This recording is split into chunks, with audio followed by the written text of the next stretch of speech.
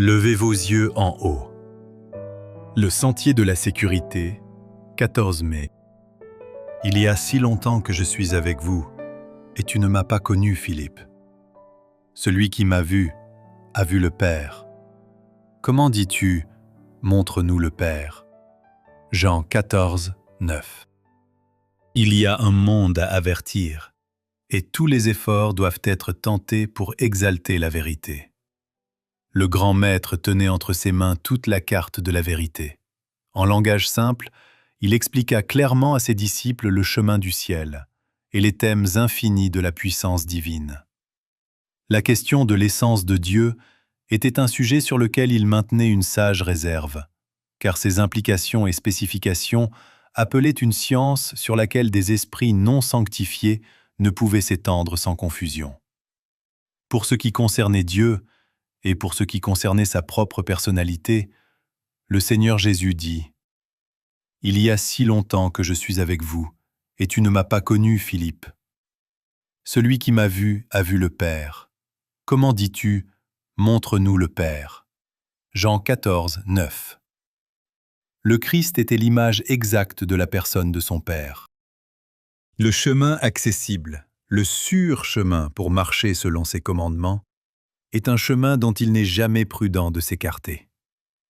Et lorsque les hommes suivent leur propre théorie enveloppée de douces et fascinantes représentations, ils tendent un piège pour faire tomber les âmes.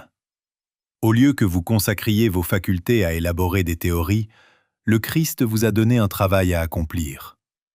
Son mandat, c'est de faire de toutes les nations des disciples, les baptisant au nom du Père, du Fils et du Saint-Esprit. Avant que les disciples puissent franchir le seuil, ils doivent recevoir l'empreinte du nom sacré, baptisant les croyants au nom de la triple puissance du monde céleste. L'esprit humain est marqué par cette cérémonie, le commencement de la vie chrétienne. Elle signifie beaucoup. L'œuvre du salut n'est pas une affaire triviale.